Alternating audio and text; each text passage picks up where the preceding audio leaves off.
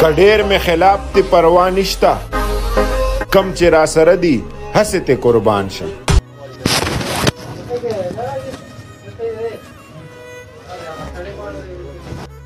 دا یو د ټیک ټاک سټار دی په د باندې خپل پلار په ناغرضو کې چاپه ووهله.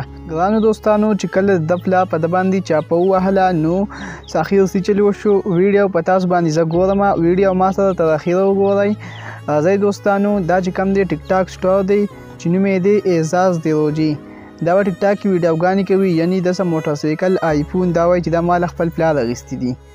خو د والد صاحب چې کوم دی نو هغه په دا دکان ته تللی دی موټر سایکل یې بوتلی دی او والد صاحب چې کوم دی نو هغه پرې راشي نو هغه ورته څه وایي. راځئ تاسو د دوی د خولې نه واورئ.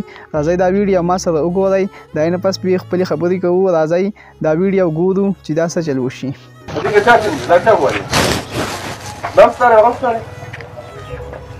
زما چې کوم ونه کو چا د سر مسافري به وکړه 12 چکره درغوی تر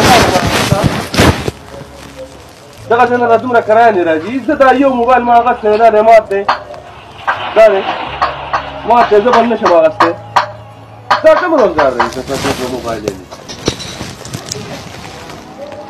یو موټر سایکل دی ستاسو زه نه شم اخیستی. ما پلار ځمکه خرڅ کړله ګاډی چې واخیستی دا چې کوم دی موټر سایکل ما اخیستی دی.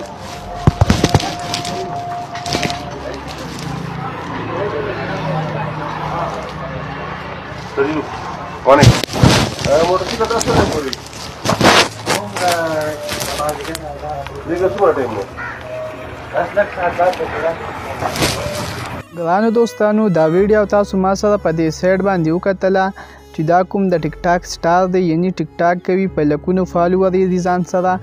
نو دوستانو دا وایي چې مالا موټر سایکل او موبایل پلار اخیستی دي د داسې قیمتي موبایل دي.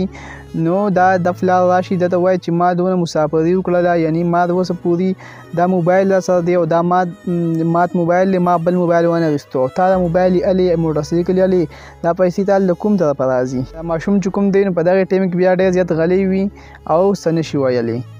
دوستانو که نن سبا موږ وګورو نو زموږ نوجوان نسل چې کوم دی د ټیک ټاک د لاسه ډېر زیات تباهۍ طرف ته روان دی.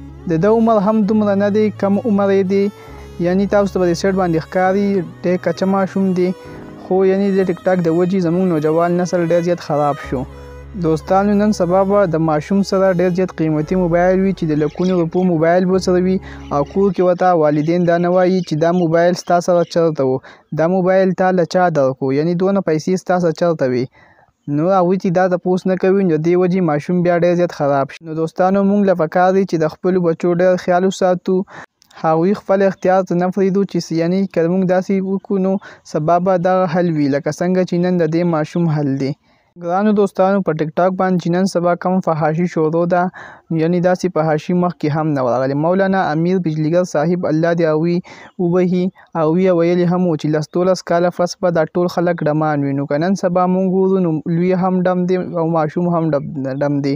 ډم څنګه دی ګرانو دوستانو هغوی خو په خپله باندې یعنی دا پنکارتوب ګانې نه وایي خو نن سبا که موږ وګورو دوی چې په ټیک ټاک باندې کم ډایلاګي کوي یعنی کم د ګانې سره خپله ویډیو کوي نو دا خو په ډمتوب کې حساب شو. یعنی دا میوزیک د دوی د مرګ نه پس دا څوک اوري نو دوی ته په قبر کې څومره عذاب میلاویږي.